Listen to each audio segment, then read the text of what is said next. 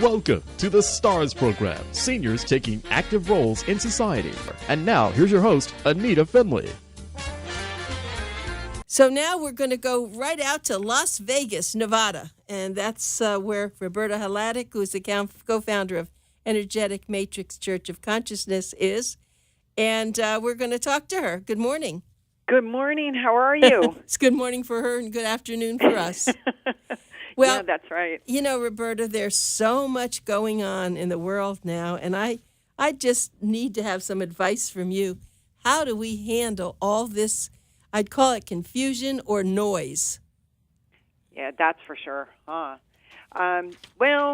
we're lucky with some of us that are on the AIM program that there's a lot of balancing frequencies on there to help us to take care of that. But a lot of times if we're not on the program, the best thing that you can do, I think, is to try and not think about it too much and exercise and eat right and try and distract yourself a little bit from time to time so that it's not just on your mind 24/7, because that's not healthy either. And think positive. And I always think the more of us that think positive, maybe we can make some shifts in the world. Right. Well, you always think positive. And I was talking to a friend of mine, and I said, I wonder what my husband, Bill, would have been thinking about it, and Stephen, too. And maybe Stephen saw all this coming. I think, actually, there were conversations, as I recall, that he didn't say exactly what it was, but he said, we are going to see some very, very strong changes. And maybe that's what he was talking about. Yeah, maybe so. Maybe so. And we were talking about that over the weekend. I was with some friends, and they were talking about the millennials. And I said, why are we talking about the millennials? And they said, well, we work with them. And they're so different. It's like there's a generation gap. Mm. And we haven't heard that term in a long time. And they were talking about the generation gap between the millennials and them and working with them and how different they see things and different they don't really, they're all into texting, that kind of communication, not much on the phone, not much face-to-face. Everything is with like they called it, a barrier in front of them. And I thought that was kind of interesting. I thought, I wonder what this world's going to be like in 20 years when these young people are in their 40s. What's the world going to be like? How are you going to go on a job interview? Are you just going to text your information? Is everything going to be that way, or how is it going to be? You know, things are changing so rapidly. Well, let me tell you that thinking about what you've just said, we have a lot of advertisers, and of course they're in the magazine and they're words on a page. And very much like when you think about texting. But when I have people on the radio show, like you and like others, there's such a difference, such feeling. In fact, we had a chiropractor on Saturday morning, and he is so fantastic, just like you are. He speaks so clearly, and he's so enthusiastic. And he said when he got back to his office, he had two new patients. Because we really speak and people get it and they hear the enthusiasm and they hear what's going on as compared to words on a page. Mm-hmm. True. I think that's true because when we text something, we don't hear what's in the person's reflection in their voice. So we don't know if they're happy, they're mad, they're sad. You can't really tell. You can kind of read the words and kind of get it, but you don't get that feeling. Over the weekend, my sister-in-law has been in the hospital, so I've been texting back and forth with my brother and finally got to speak with him, and I finally got to hear him and say, hey, how are you doing? You know, I know we've been asking about her, but how are you doing? You're the one that's trying to hold up everybody, you know. So it was really much better when you say that. You can hear his voice and you get his worry or his happiness or whatever is going on. If she's having a good day, you hear it. But it's just different. And a lot of people don't read things.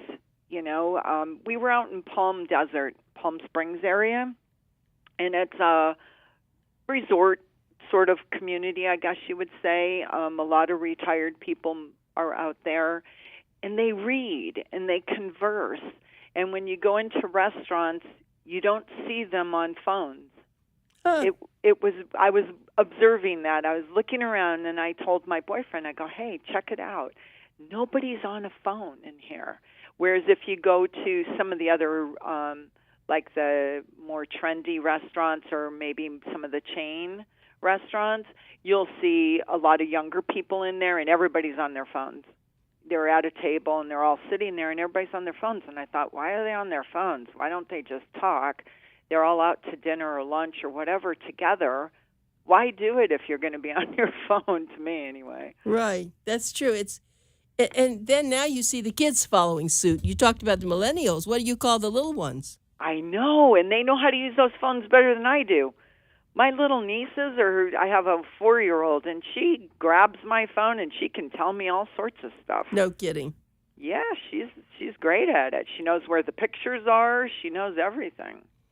Well, I'm really glad that we talked about it, because I always say, okay, don't turn on the television today. And then I don't, and then I'm working, and then I have dinner, and I said, well, you could just sit there and just see what's happening quickly. And then all of a sudden it's midnight. Yeah. That's true. It's quite a, they used to call it the babysitter. And I can right. see what it is, right. Because you could sit a child in front of the TV and they'll sit there and watch something loop forever, right. Yeah. I agree. The same way. I try not to watch too much news and try and watch things that are happy. If I'm going to watch TV, I want to watch a movie that's happy. Yeah, right. I mean, even some of the new movies that are out there, just a little too realistic for me. If I don't want to see what's happening right now. I'd rather be in La La Land myself. La La Land. That's why they called it La La Land, didn't they? Yeah. Well, I'll tell you that we just saw the Crazy Rich Asians. It was fabulous. That's what I heard. I want to go see that, because they said if you want to laugh. Yes. Well, it's different. Mm-hmm. You'll love it. It's really worth seeing. Well, I wanted to tell everybody that you will see in our September issue coming up shortly, on the cover, you will see the AIM program. There's an audio CD, and it has Stephen, the co-founder, along with, of course, Roberta, who developed this. And if you just take the time, buy the CD and listen to it, and you'll understand a lot of the things that we've been talking about on all these months that Roberta has been on the radio show, because Stephen Lewis was really, I guess he was the founder along with Roberta, and he was on my show every month. And you will be amazed at what you hear on this CD. So I hope that people will buy it, but you will see it on the cover. That's so great. Thank you so much. Yeah, you're welcome. I know it's a little bit old, but it probably doesn't get old, does it? It's the same thing. No, I think he was so far ahead of his time with our technology and things that it just doesn't get old. It's still current. Yeah. And it's a program, like a friend of mine said, well, who really needs what you do? I'm oh, really? healthy. I'm healthy. I'm fine. And I said, you could use it more than any of us. Because he was just so down about everything. I said, you need to get some positive energy going in that body of yours. You're just like, so even if you're not feeling terrible, there's frequencies that keep us in balance and help us to stay positive and help us to keep healthy and keep going the way we go. And we're all under so much stress, and we're racing around and taking kids to school and picking them up. It's not like when we were kids. and we could ride our bikes to school. They just can't do that anymore. Now they have to be picked up and taken to wherever they're going, and it's just not as safe as it used to be. So we're running on all cylinders. There was another thing when I come up with that. They were talking about the younger generation, and they were saying how they take less time off than the normal work person, like 20 years ago, I guess, or 10 years ago. And they said they interviewed these young people, and they said they were afraid somebody was going to take their job if they weren't there. And it's funny. It's usually when you go on vacation, there was a problem, when you got back, that's exactly what happened. And that's been going on for years. Mm-hmm. So that's not just something new.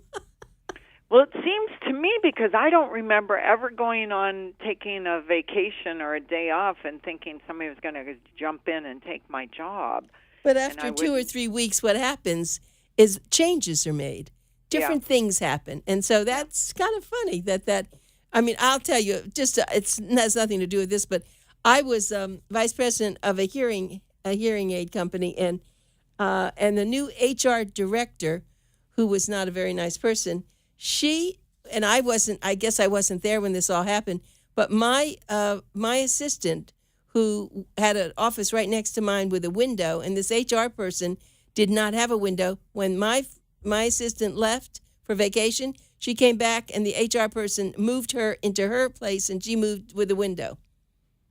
Wow.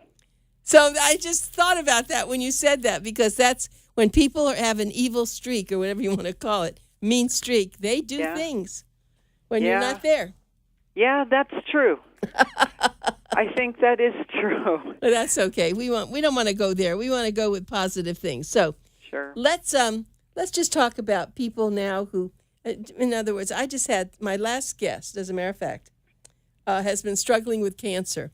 And she came in with the scarf around her head, and she looked so beautiful. And she was rushing because she had to go to her chemotherapy treatment right after the radio show. And she's been doing this for a year, and she has such a positive, beautiful attitude. And that's something that I know that you, with the whole AIM program, really works with people who have some very serious problems, and how you help get them through it. Yes, we do. We have most of the people that come across my desk when they're coming on the program, I don't know what's going on with them. And a lot of times in a photograph, you can't tell if someone's not feeling well or not.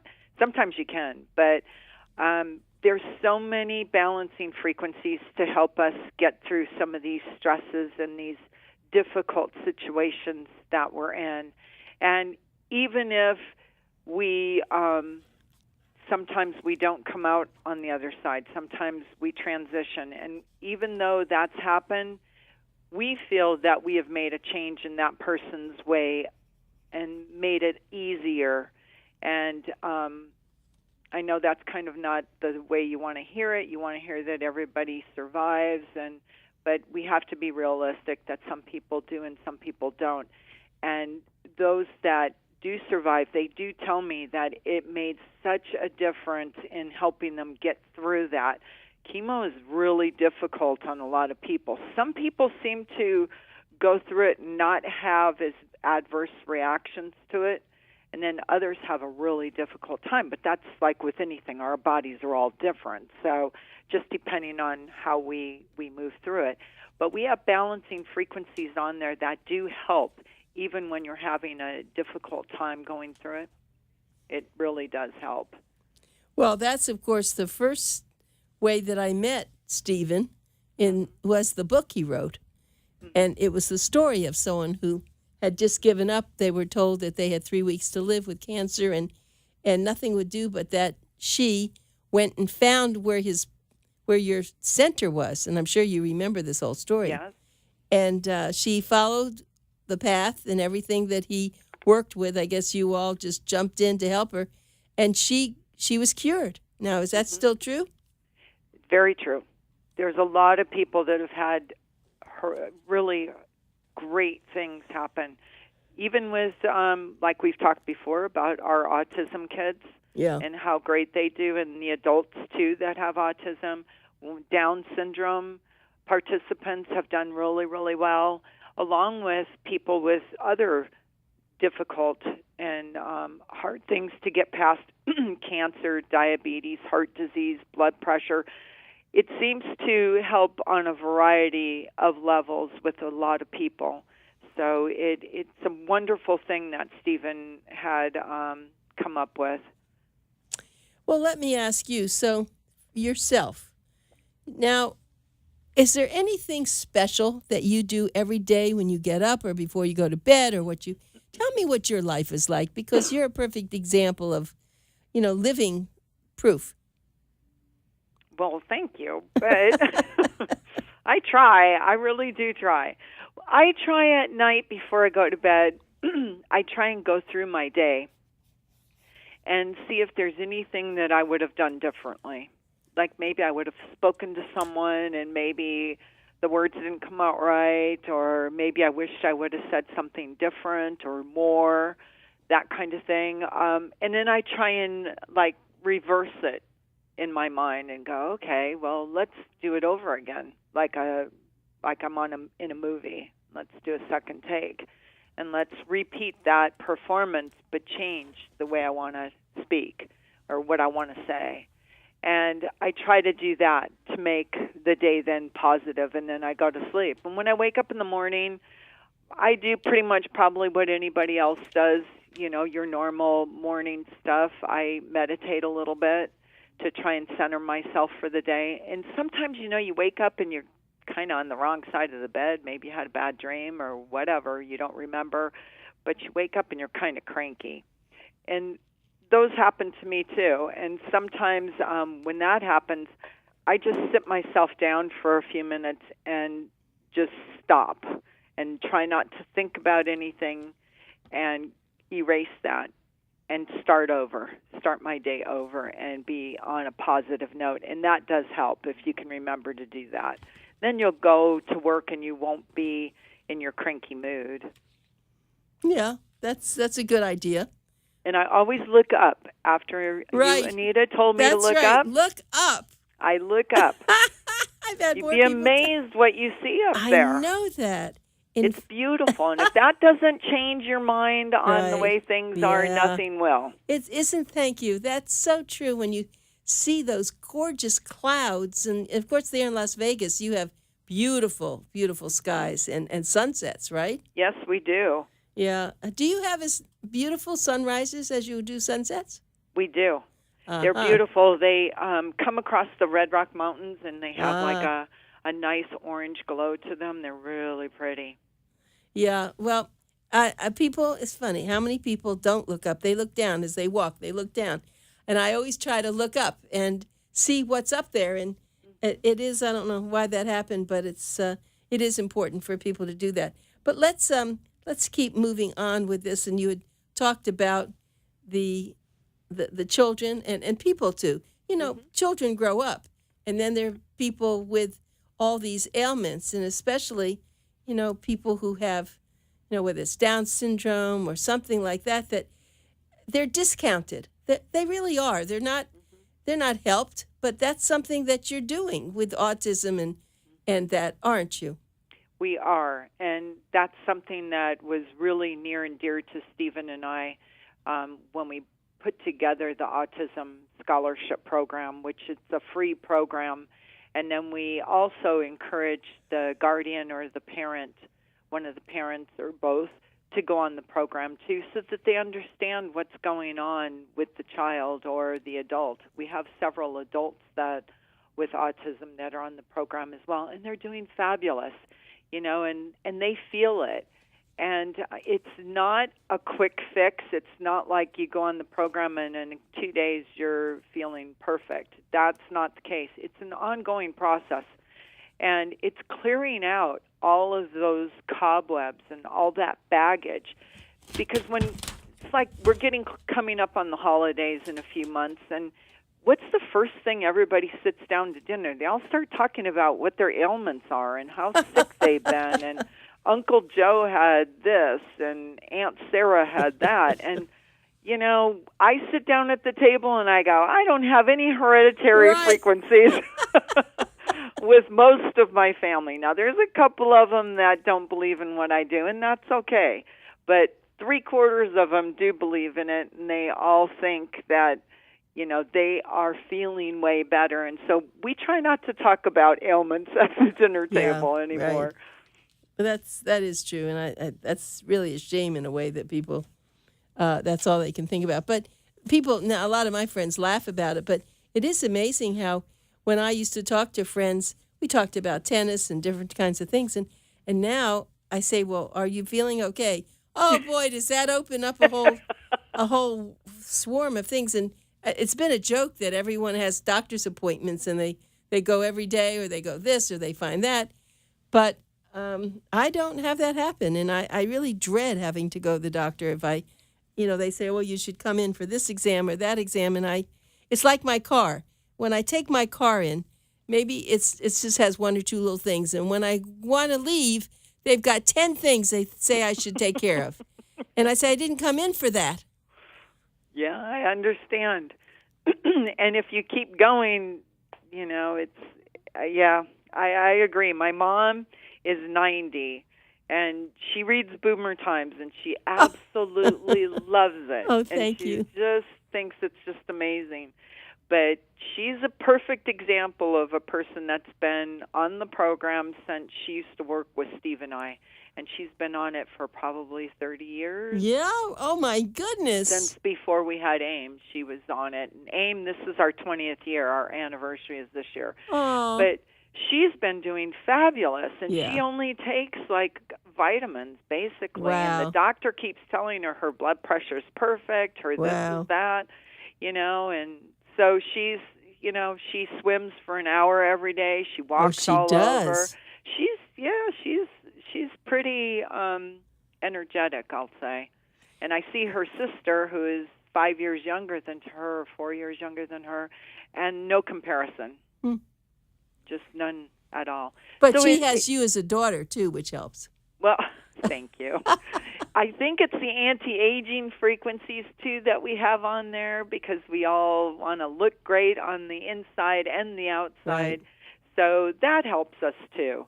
So there's a lot of aspects to the program. And even if you're not on the program, just, try and do a little bit of exercise, walking, if you can swim, something. Keep yourself active. Yep. Just don't stop. Well, have you taken any CBD oil at all for anything? You know what that is? That's the hemp oil. Actually, I hurt my shoulder. I don't know how I did it. I woke up one morning with my left shoulder just killing me. And my other half is a professional drummer, and he fell rollerblading and broke his shoulder in 3 places. Oh, no. And for a drummer, that's not a good idea. Oh, no. But he's on AIM, and he went and he told them he didn't want to have surgery, and he's avoided it. And he's been playing all along, all the way through all of this. Oh, my. And they gave him, the therapist told him to try this ChiroCare, and it has CBG oil in it. Right. And it's amazing. Yep. So he gave me the stuff because now he doesn't need it. It's been 4 months, and he's at 99%. So he's good to go. But I use it on the shoulder, and it's amazing. Yep. It is really, and it's really hemp, so it's not anything like marijuana. And I'll just tell you a little story. And I have a friend who he and his partners they're growing it in Colorado, and it's organic, and it's really a very high quality, because now there's China and a lot of countries have brought in their own stuff, and you shouldn't be taking that. So anyway, he has this, and he gave me one for me just to take a few drops under my tongue at night. He said, you'll sleep better. And then I give Charlie this too. Aww. Well, let me tell you the interesting thing. When I adopted Charlie about 3 years ago, maybe it's a little bit longer, he had a tail that was half looked like a rat, half with his hair, because he's a Shih Tzu, and half just had no hair. There's like a little rat tail. So I have been giving him the CBD oil, not knowing anything, and darn if hair hasn't grown over that tail. Aww. I mean, we have no idea. What else can it be? Aww. That's awesome. Yes. Oh, So, Charlie's thrilled. He's got a pretty tail again. well, he didn't know the difference, but if you have a dog, you have a cat, there's special CBD oil for pets. I have all this stuff now because I am starting to sell it, and I have to just tell you, you have to get quality, but they have now the gummies. They have, I'm using a soap, as a matter of fact, just a plain clear soap, and I'm washing my face with it. I don't know what I expect to happen, but it's really a wonderful thing that's happened in society, and I wish Stephen were here to know about it. Yeah, because I could never really figure out what the big deal was. I know that, drinking, driving, smoking, and driving, I understand all that. But there's so many other aspects to it now that they've extracted the stuff hemp out of it, and exactly. they've been able to help people, like some of the veterans with their the post-traumatic stress disorder. Right. Amazing. They have gotten off medications. They're doing fabulous. And so are the football players. A lot of them are on it, and unfortunately, they need some pretty strong stuff. But it's unfortunate that the owners, because of the stupid government, says, oh, you can't do it. Anyway, we've run out of time, but we'll cover this next time we talk. Do some research, and we can talk about it. Sounds good. All right. Thanks, Roberta, so Thank much. you. Look Have up. a great day. Right. You too. Bye. Bye-bye.